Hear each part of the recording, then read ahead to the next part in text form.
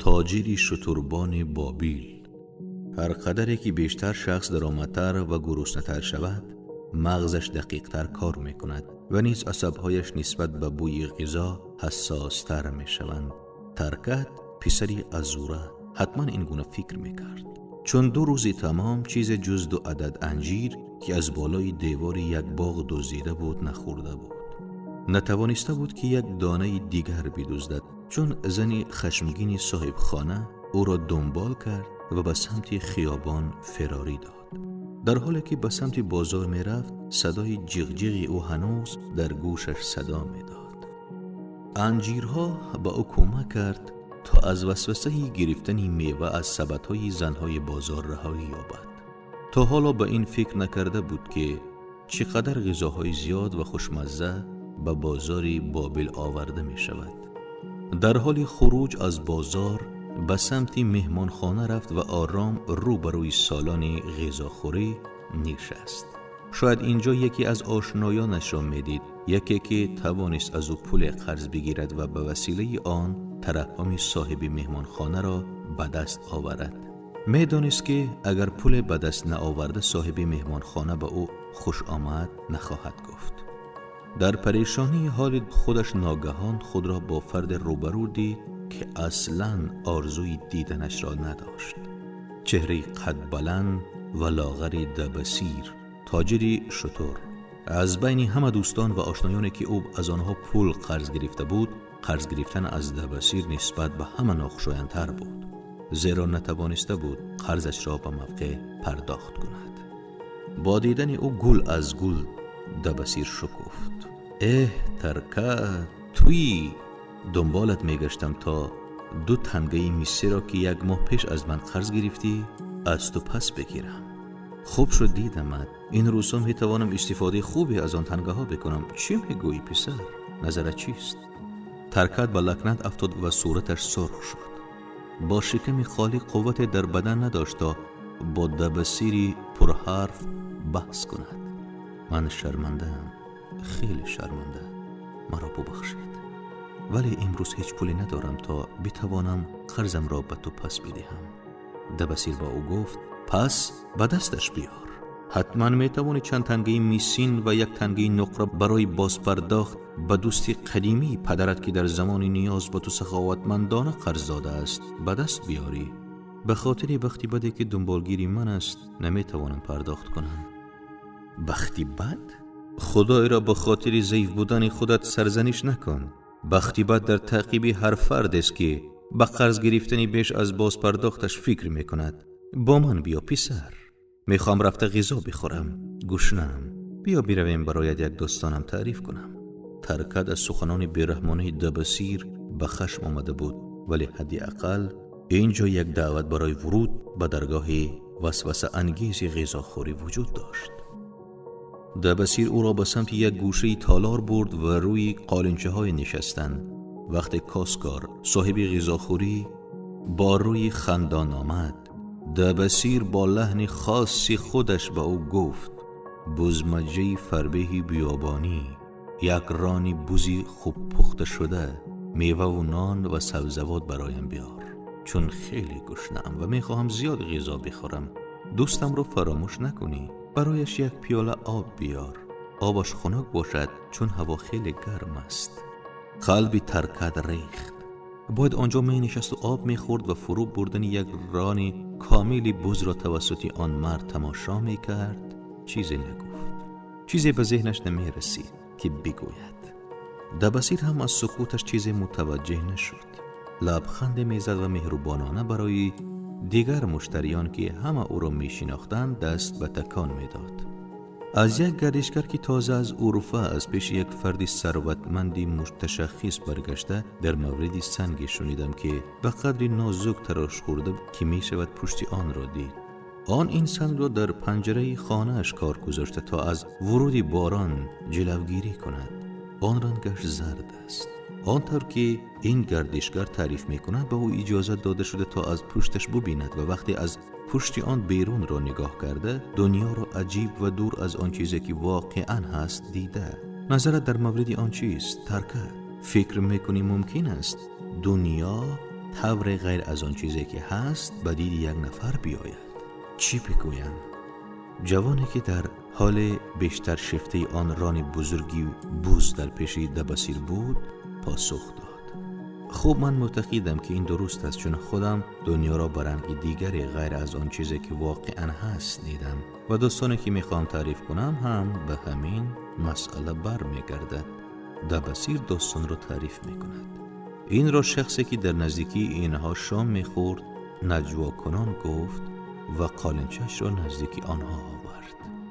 بقیه آنهایی که آنجا غذا میخوردند نیز غذاهای خود را برداشتند و به نزدیک آمدند و در یک نیم دایره نشستند.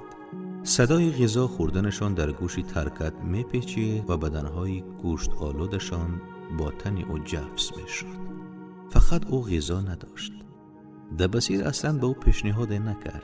حتی گوشه نان خشک آلوده را که از ظرفش بیرون افتاده بود به او پیشنهاد نکرد.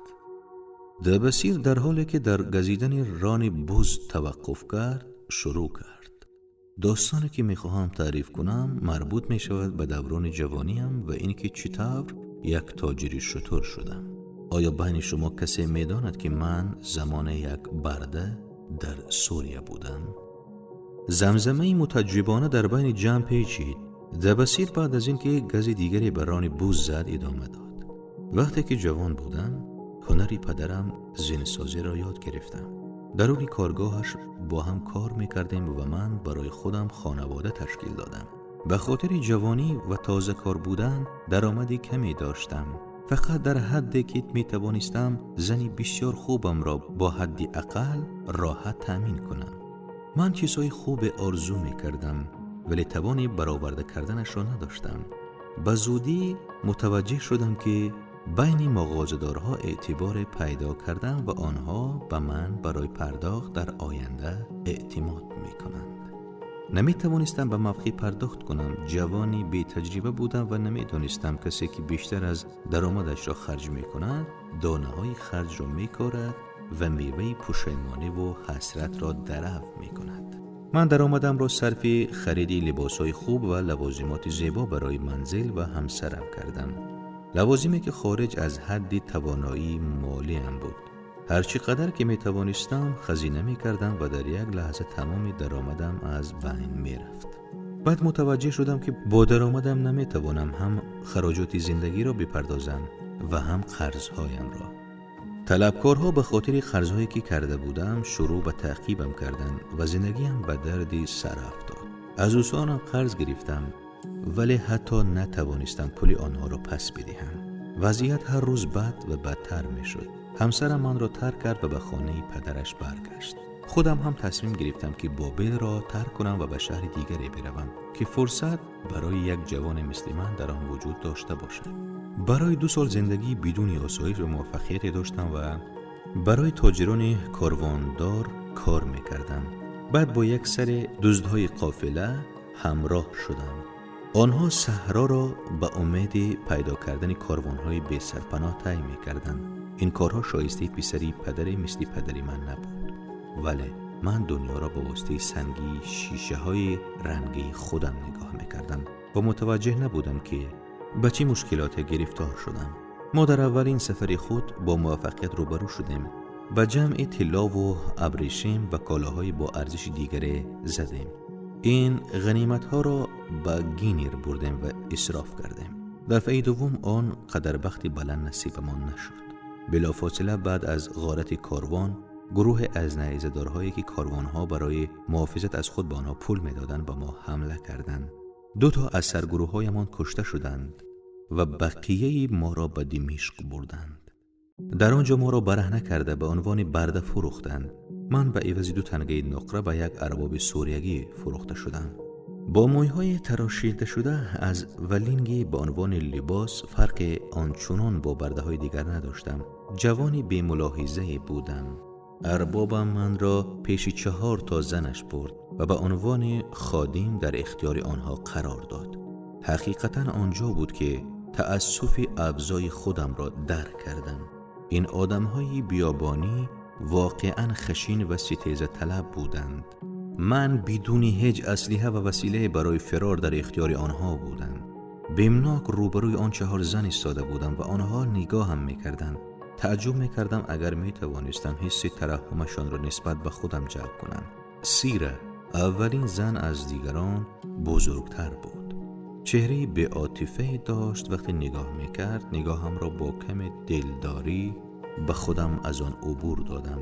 بعدی زنی زیبای مغرور بود که چنان به من بی تفاوت نگاه میکرد که گویا با کرمی خاکی نگاه میکرد. 2 زن جوان دیگر طور پیسخند میزدند که گویا کل این ماجرا برایشان فقط یک شوخی سرگرم کننده است. انتظاریم برای شنیدن حرفای آنها گویا یک عمر طول کشید. گویا هر کدامشان منتظری تصمیم آن یکی بود. آخر سیره با صدای سرد شروع به صحبت کرد. ما نوکرهای زیاده داریم ولی شتربان خوبه نداریم. همین امروز میخواستم به ملاقات مادرم که مریض شده است و تب کرده بروم، ولی هیچ برده قابل اعتماد نبود که شترم را هدایت کند. از این برده بپرس که آیا میتواند شتر را هدایت کند.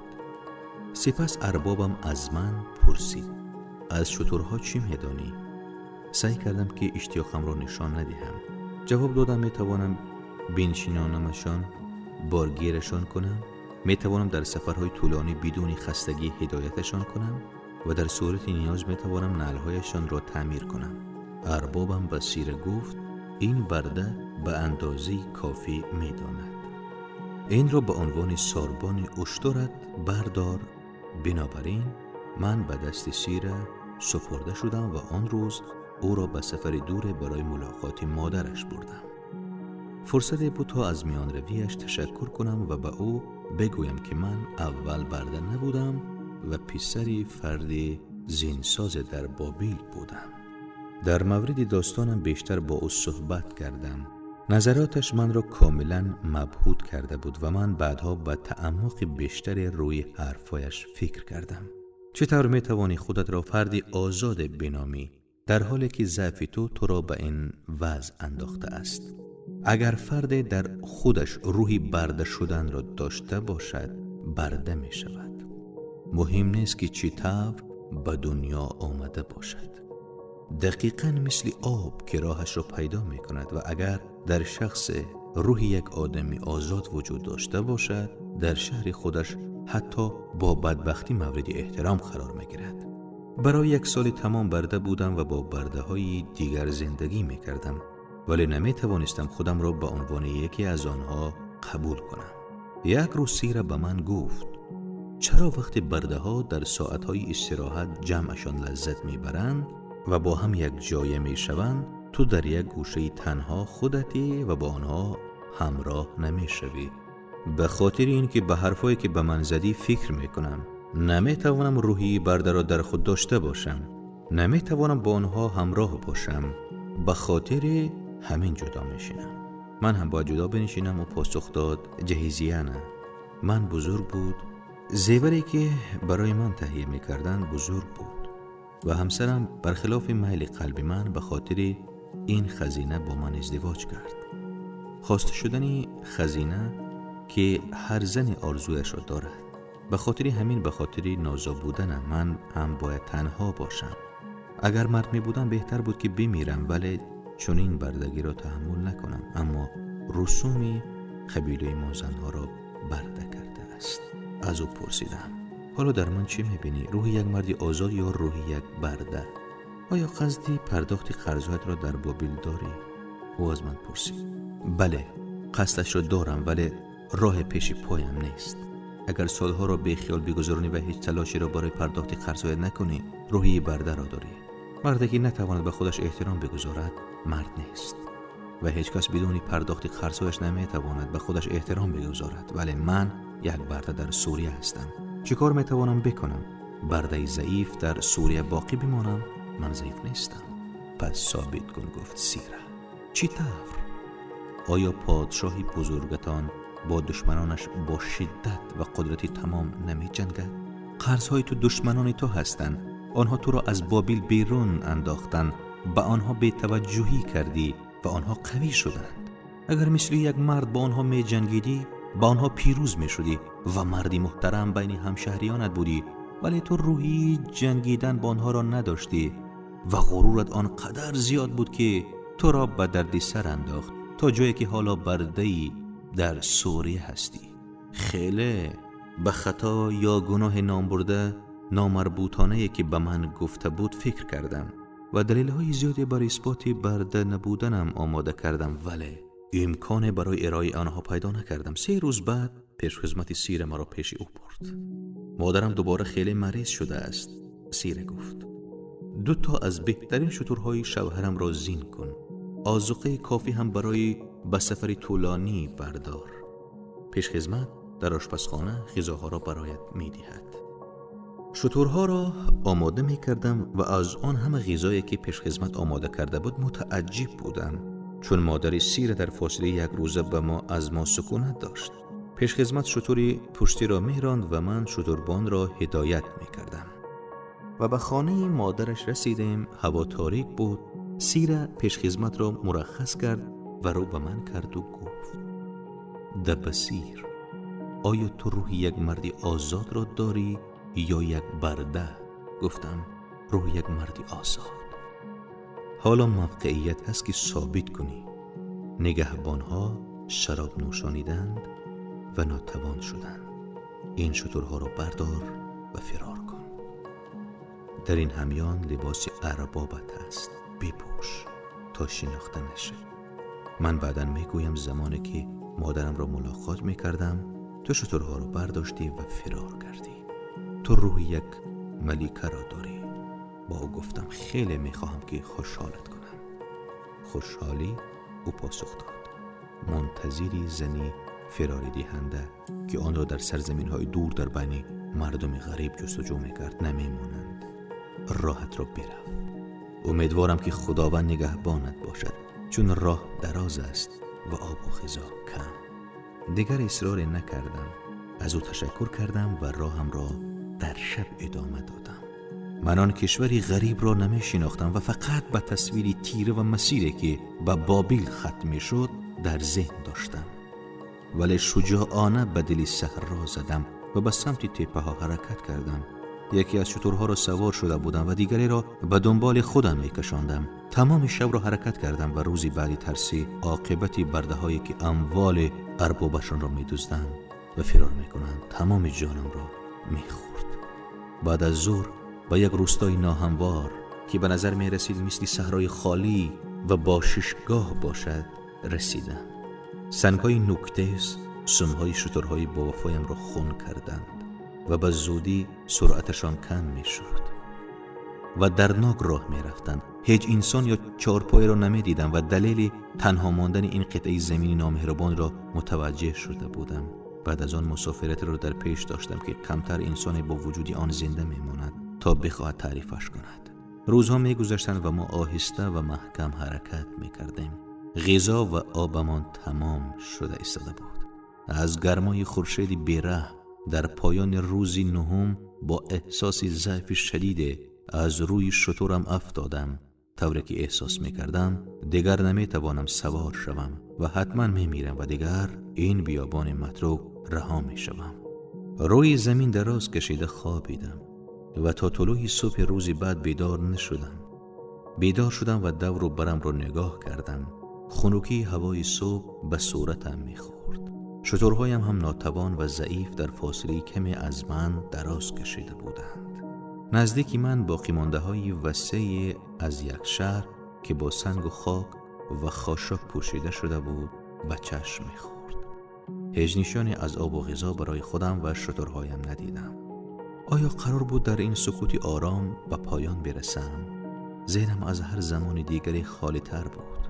جسمم به نظرم کم اهمیت می آمد. لبهایی ترک خورده و خون آلودم، زبانی خشک و ورم کردم و شکم خالیم همه به انتهای زنجیرهای ناشی از روز پیش رسیده بودند. به دوردستای ناگوار می نگریستم و دوباره این سوال به ذهنم آمد: آیا او روح یک برده در من است یا روح یک مردی آزاد؟ کاملا برایم روشن گردید که اگر روح یک برده در من باشد باید تسلیم شوم، در بیابان دراز بکشم و بمیرم. پایانی در خوری برده فراری. ولی اگر روح یک آزاد مرد در من باشد چی؟ حتما راهم را به سمت بابل پیش میگیرم. قرضهایم را به مردمی که به من اعتماد کردن میپردازم. شادی را به همسرم که حتما عاشق من بود باز میگردانم و رضایت و خوشنودی پدر و مادرم را جلب میکنم. قرضهای تو دشمنان تو هستند که تو را از بابل فراری دادند. سیر این را گفته بود. بله این گونه بود. چرا نباید روی پایهایم می ایستادم؟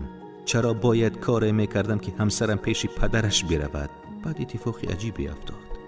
دنیا با رنگ و شکل دیگری در آمد. رنگ و شکلی متفاوت از رنگ و شکلی که من از درون سنگ رنگ خودم میدیدم. در نهایت ارزش‌های واقعی را در زندگی دیدم. در صحرا بمیرم؟ نه. با نگاه جدید کارهایی را که میبایست انجام میدادم پیش چشمم آمد. ابتدا به بابل برمیگردم و با هر شخصی که با او قرضدار هستم روبرو میشوم. باید با آنها بگویم که بعد از سالهای سرگردانی و بدبختی برگشتم تا قرضهایم را به سرعت هرچی تمامتر پرداخت کنم. سپس باید خانه برای همسرم مهیا کنم و شهروندی شوم که پدر و مادرم به من افتخار کنند. قرضهای من دشمنان من بودند، ولی افرادی که با آنها بدهکار بودم دوستانم بودند، چون آنها به من اعتماد کردند و مرا باور داشتند. با زحمت روی پایهایم لنگیدم. گشنگی اهمیت نداشت، تشنگی اهمیت نداشت. اینها بودند، ولی فقط اتفاقات در راه رسیدن به بابل. درون من موج از روح یک مرد آزاد خروش میکرد که در حال بگشت و غلبه بر دشمنان و هدیه دادن به دوستان بود. با این تصمیمی بزرگ به هیجان آمده بودم. چشمانی به فروغی شترهایم با صدای قدرتمند من درخشید. با زحمتی بسیار و پس از چند باری تلاش روی پایهایش ایستادم. با تلاشی سخت به سمت شمال به راه افتادیم، سمتی که چیزی درونم میگفت که در آن سمت بابل را خواهیم یافت. آب پیدا کردیم. با سرزمینی حاصل خیز رسیدیم که سبزوات و میوه داشت. راه بابل را یافتیم. روح یک مردی آزاد به زندگی به عنوان دنباله از مسئله هایی که باید حل شوند می نگرد و آنها را حل می کند. ولی روح یک برده می گوید در حالی که برده هستم چی کار می توانم بکنم؟